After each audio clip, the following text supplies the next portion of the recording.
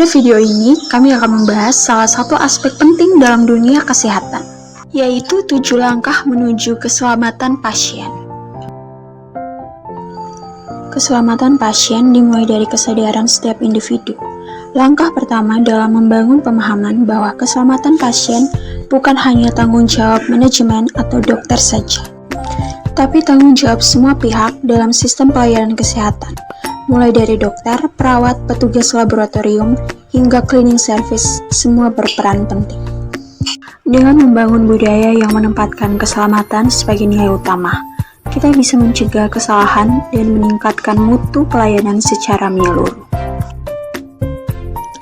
Pemimpin yang baik bukan hanya memberi perintah, tapi juga memberi teladan dan dukungan. Dalam konteks keselamatan pasien, peran pemimpin sangat krusial dalam menciptakan lingkungan kerja yang terbuka, mendukung, dan aman.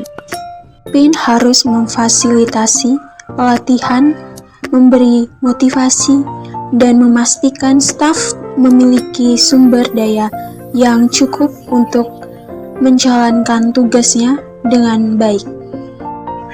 Dukungan ini akan membangun rasa percaya diri, meningkatkan kompetensi, dan memperkuat komitmen staf terhadap keselamatan pasien.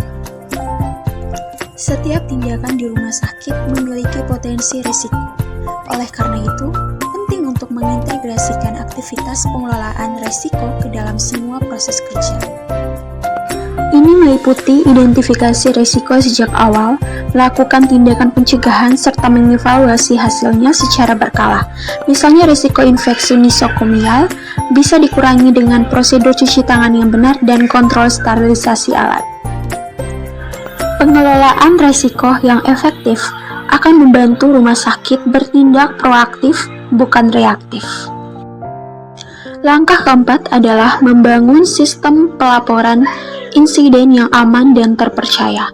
Banyak staf enggan melapor karena takut disalahkan, padahal pelapor insiden adalah kunci untuk perbaikan. Sistem yang baik harus bersifat non-punitif, artinya tidak menghukum pelapor serta menjamin kerahasiaan. Dengan begitu, staf merasa aman untuk melapor dan rumah sakit bisa segera menganalisis penyebab masalah dan mencegah kejadian serupa di masa depan. Keselamatan pasien juga bergantung pada komunikasi yang baik antara pasien dan tenaga kesehatan. Pasien harus diajak berpartisipasi aktif dalam perawatan mereka. Ini berarti dokter dan perawat harus menjelaskan diagnosis, prosedur, dan risiko dengan bahasa yang mudah dipahami. Pasien juga harus merasa nyaman untuk bertanya dan memberitahu jika ada hal yang tidak biasa.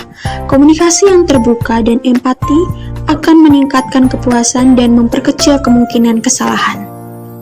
Setiap kejadian adalah pelajaran berharga. Oleh karena itu, penting untuk selalu belajar dan berbagi pengalaman tentang keselamatan pasien. Rumah sakit bisa mengadakan diskusi rutin, seminar, atau pelatihan yang membahas kasus-kasus nyata. Tujuannya bukan untuk mencari siapa yang salah, tapi untuk menemukan apa yang bisa diperbaiki. Ketika ilmu dan pengalaman dibagikan, semua staf akan tumbuh bersama dan pelayanan akan menjadi lebih aman.